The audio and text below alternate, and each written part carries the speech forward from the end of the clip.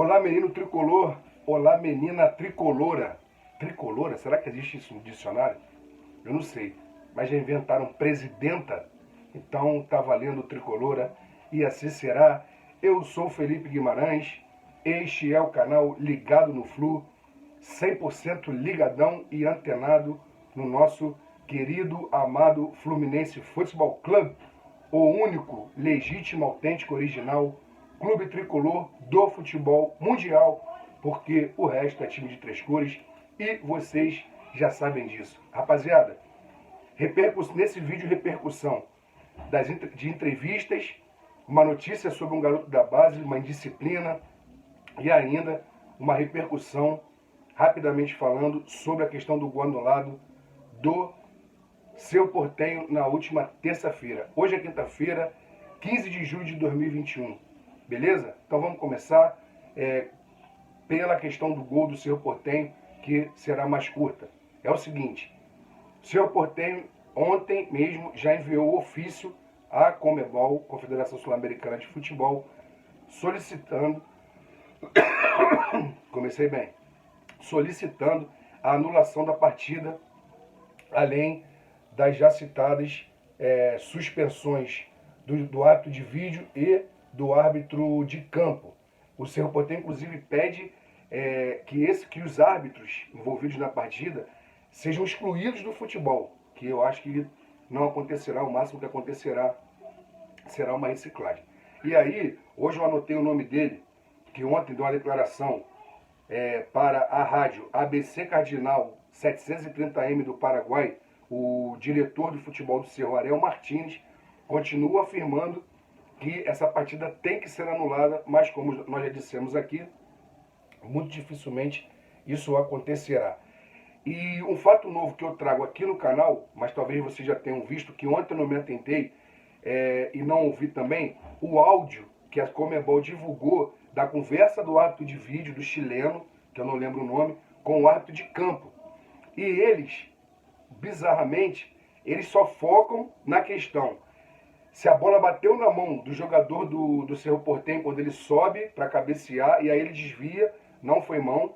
E depois eles focam se o Bozelli está impedido. Eles esquecem completamente do restante do campo, onde o Samuel Xavier estava dando condição para que o lance seguisse normal. Bizarro, realmente um erro ridículo, tá? Para pessoas que vivem do futebol, podem não ser profissionais, mas trabalham com isso rotineiramente, tá? Mas, enfim, falando sobre isso, sobre essa questão do Cerro Porteño, o nosso ídolo, Dom Romero, Romerito, que é tricampeão estadual e campeão brasileiro, 83, 84, 85, brasileiro de 84, ele encontrou com a delegação no Paraguai, conversou com o Fred, com o Nenê, com os jogadores, deu uma entrevista para o Globoesporte.com, ge.globo, e ele afirmou o seguinte, que vê o Fluminense muito forte, vê o grupo muito unido, que é um grupo muito guerreiro, que a partida do Fluminense foi excelente, incontestável, placar de 2-0, e ele fala o seguinte, que a reclamação pode ser válida, mas o jogo não tem que ser anulado, porque se fosse assim, palavras do Romerito, na entrevista para o ge.globo, se fosse assim, a final da Libertadores de 2008, entre o Fluminense e a LDU, aqui no Maracanã, também deveria ser anulada e deveria ter sido jogado novamente.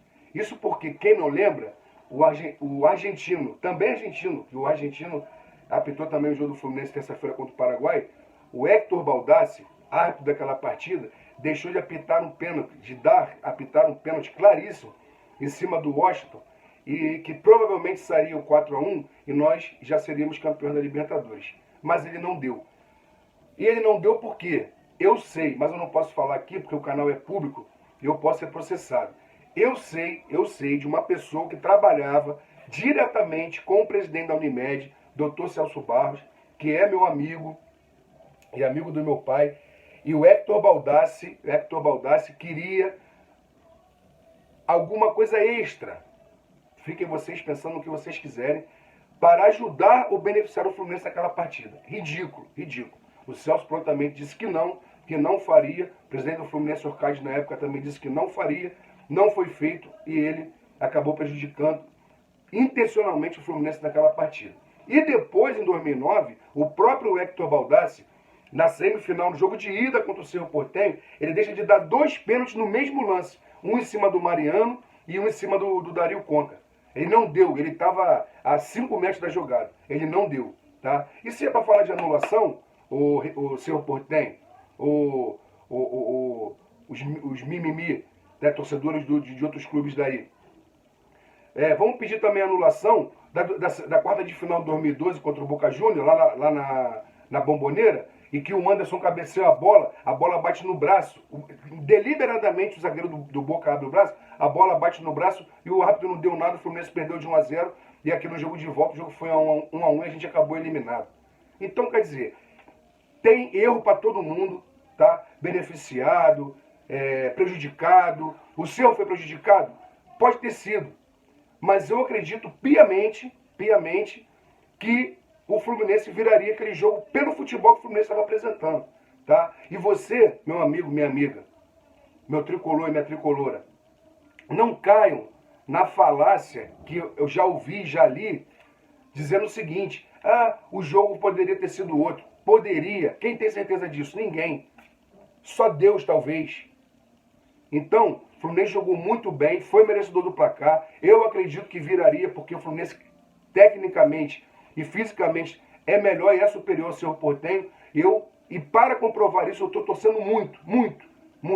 Para na terça-feira que vem o Fluminense enfiar de 4-5 no Cerro Porteño e aí não ter mais esse negócio de, mas lá teve gol anulado. Irmão, se for 4-0, 5-0, vai ser 6-7 no placar agregado, entendeu? E acabou em ponto final, e o Cerro que volte para o Paraguai e fique lá descansando. Tá bom? Desculpa a exaltação, mas é isso aí.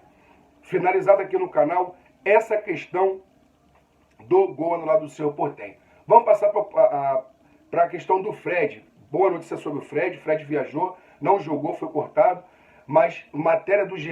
Globo também diz o seguinte: que o Fred está fazendo testes e poderá atuar alguns minutos no sábado contra o Grêmio no Maracanã, caso tenha condições, para se preparar para o jogo contra o Cerro Porteño, no jogo da volta na terça-feira que vem.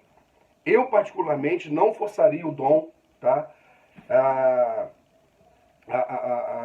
ao retorno, tá? Por quê?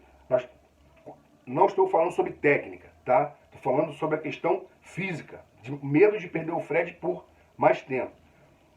Tem o Abel Hernandes que está voltando, tem o John Kennedy, tá? O próprio Luca, que totalmente limitado, mas tá aí, fez um golzinho e tudo mais. Bota esse cara para jogar no sábado contra o Grêmio, entendeu? Não força o Fred, não. Se ok, mas, sabe, eu fico preocupado como aconteceu com o Samuel Xavier, que voltou contra o Bragantino, acabou se lesionando de novo e ficou mais tempo fora.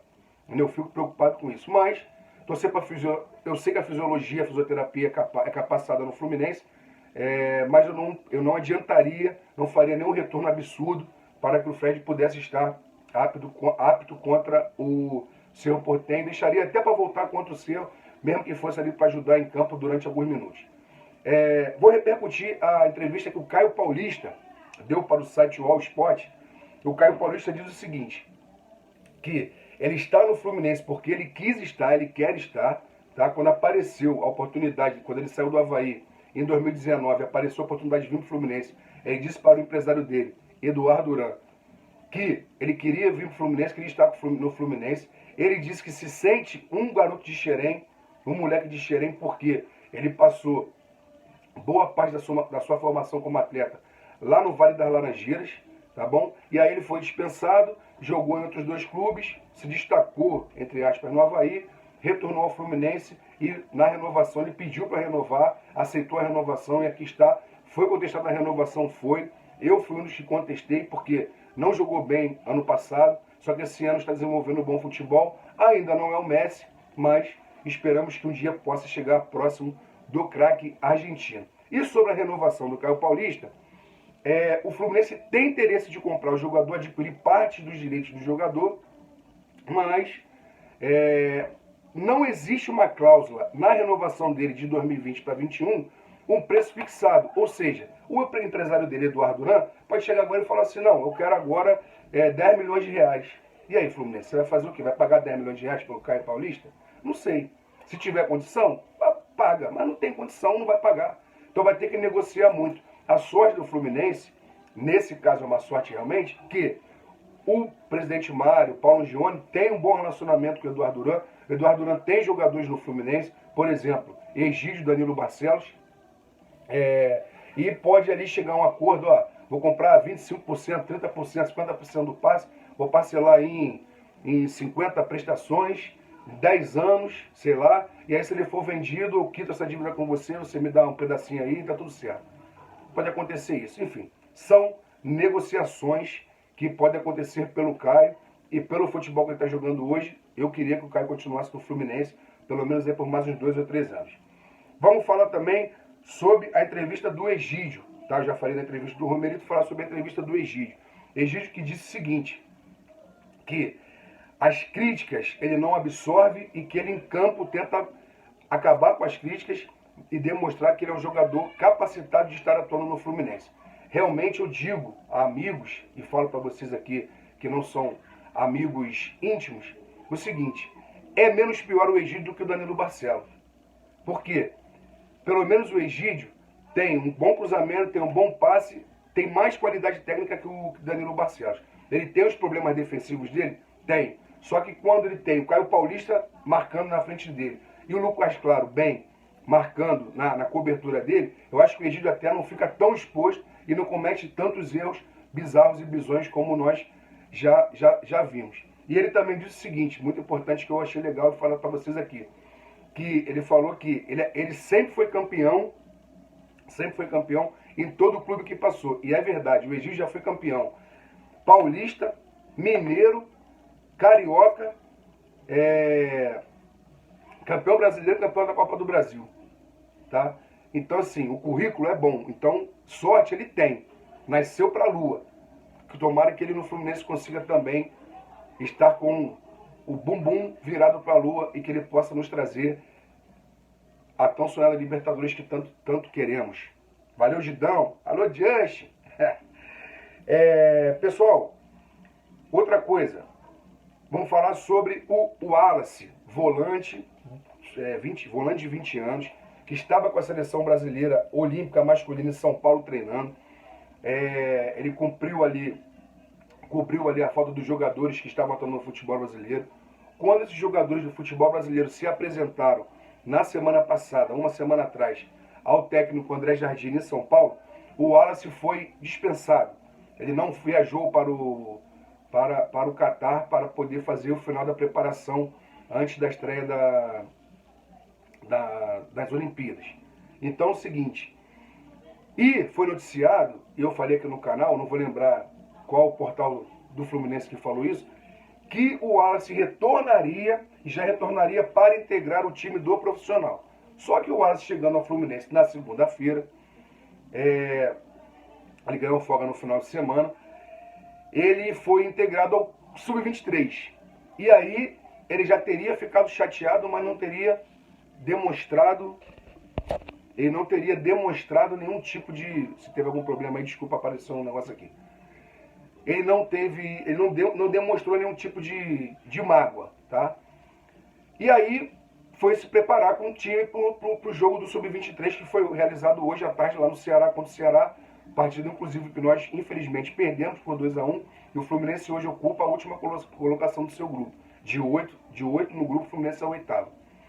Então, o Wallace na terça-feira agora, que passou anteontem, ele descumpriu um pedido do técnico Ailton dentro de campo, e o Ailton o cobrou e ele respondeu ao Ailton, não diz qual foi o tipo de resposta que ele deu, ou se teve uma discussão, mas ele cometeu um ato de indisciplina e ele foi afastado do elenco que viajou para o Ceará e que jogou essa partida de hoje. Essa matéria está no GE. Globo, tá? Mas o ato de disciplina já tinha sido comentado no Explosão Tricolor e no Netflu. Só que esses dois sites não sabiam do que se tratava e o GE. Globo acabou falando sobre isso. E aí, no GE também diz que o jogador estará apto novamente, estará apto para a próxima partida do Sub-23, que sinceramente eu não sei quando é. Daqui a pouco está começando o jogo de volta das quartas de final do Sub-17, tá? Fluminense e São Paulo. O jogo está sendo realizado no Campo do América, em Edson Passos, no estádio Julite Coutinho. E o Fluminense perdeu o primeiro jogo por 4-1. Vai ser muito difícil reverter. É uma garotada muito mais nova, que ainda está pegando, muita molecada de 15, 16 anos ali, que está ainda pegando uma experiência. Vai ser um pouco difícil reverter, mas estarei torcendo, com certeza daqui a pouco ligarei a televisão aqui. E só para finalizar o vídeo, já estamos com 15 minutos, o Nino hoje jogou no amistoso que a Seleção Brasileira Olímpica Masculina fez. O Brasil ganhou por 5-2 e o Nino fez um gol. Porra, maneiro. Não, gol contra. O Nino fez um gol contra. Eu estava lendo sobre as atuações e alguns portais disseram que o Nino estava muito inseguro. Não sei se é questão da seleção e tal. Espero que ele realmente faça gols contras na seleção brasileira, que ele guarde aqui para defender a nossa meta. Nino, tamo junto. Força, rapaziada. Força, rapaz. Meus amigos, grande beijo, forte abraço. Deixe o seu like, por favor, para poder o YouTube espalhar mais e mais o nosso canal, o nosso trabalho, que vocês estão me ajudando. 60 inscritos. Obrigado, hein? Rumo ao topo. Vamos que vamos. Deixe seu like, inscreva-se no canal, ative as notificações, compartilha com a sua comunidade tricolor. Valeu? Abraço, meus amigos. Fé no Flu sempre. Vence Flusão. Vamos que vamos. Abraço.